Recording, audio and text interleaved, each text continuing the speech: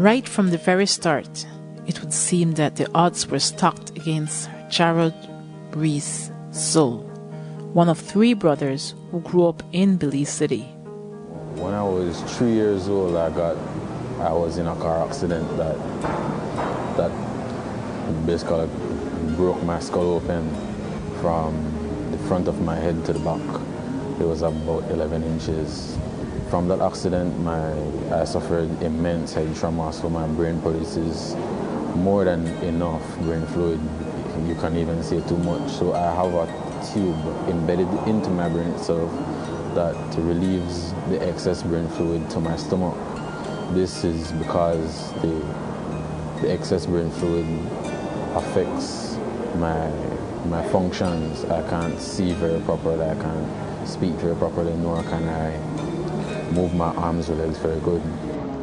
And with all these challenges, Jarod did have a hard time in school. But his physical challenges did not end there. I got into the Restore Belize program because after my first term at Worcester College, my mom didn't have enough money to finish sending me to school, so they told me I couldn't come back. And I was out of school for about 2 weeks, and one day they just told me, get ready, we're going for an interview, and I was like, okay. And they took me to Restore Belize.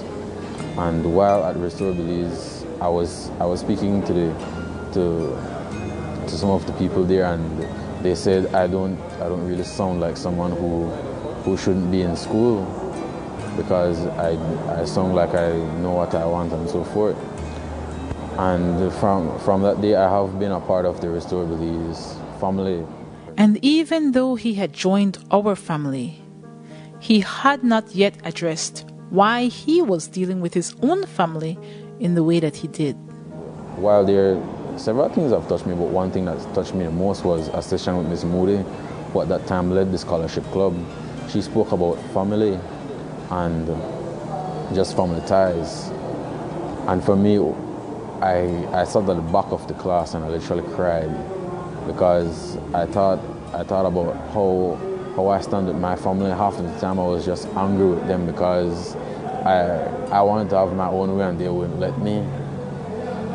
And she had books or journals that she made us write, and my journal was probably about 4 or 5 pages.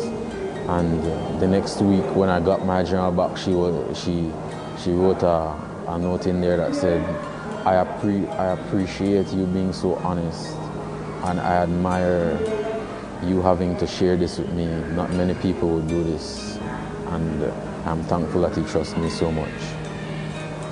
And from that day on, I tried my best to change my attitude towards everything or even everyone. Yes, that note went a long way in helping Jarod to appreciate those who were closest to him. But he still had some work to do at school. While going through school, there was a change when a teacher started to keep tabs on me. He really pressured me to do better. I always aimed for the bare minimum because I'm not really someone who understands theory that well. I'm more of a practical person. Anything that is practical, I excel at, because I grew up with that hands-on personality. And when he really started to get behind me and push me, it was hard at first. I really couldn't stand him. I even wanted to beat him because I felt that he didn't like me. But after realizing what he was trying to do, I tried to motivate myself to learn more and to do more and to excel in school.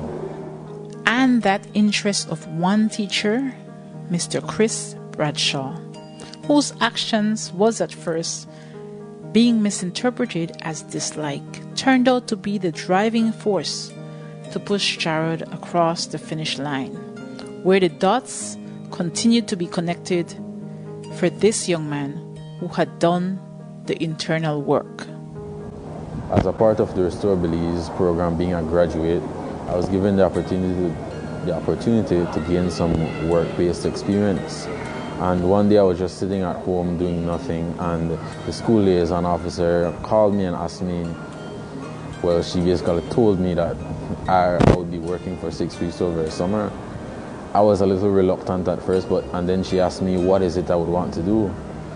Now, me liking practical things, I said construction because that is something that I grew up doing. And construction it was. Mejias United did what they had done so many times before. They graciously opened their doors to one more intern. When I first met Jarod, I saw somebody and I looked at him and I said, wow, this one is really young, you know, and he was a little bit on the heavier set side, and I'm thinking, okay, let's see how he's going to work out. Because from every 10, there will be maybe 2 or 3 that really stand out. We get a lot of, Miss, I never feel good, so I didn't come to work, or Miss, I had to go carry something for my granny, or there's always these excuses, and because it's an internship, they're not obligated to show up to work like a paid employee. In any case, Jarod stood out to me. He was one of the few young men that our casting went until 6 and he was there. He didn't pack up his bag at 20 to 5. And I actually confused him for one of the workers, the regular workers on site. He was in his construction gear, and he was in the mix. And he approached me on Apollo Street. I think we were doing the culvert at that time, and he said, Miss Carla, he said, do you mind if I come in Saturday at Pile Yard? Saturday! And I was very impressed. I said, not only do I not mind, you're very welcome. I said, I was very impressed with that. And having so impressed his boss, Jarod could have easily stayed on as a full-time employee. But instead, he opted to do part-time and attend the University of Belize to complete his degree in building and civil engineering. And what are the prospects for this proud graduate? Only time will tell. But for now, we will take the word of one leading lady in this industry.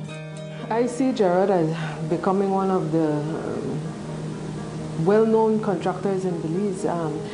He is acquiring the theory, the knowledge, the technical knowledge that he needs, but he's not afraid to be hands-on. And that combination is going to take him far. He has goals. He's very young, but he's very driven. And the people that succeed, that's a combination that you need, to be hardworking, to be dedicated, and to be driven. And it usually works.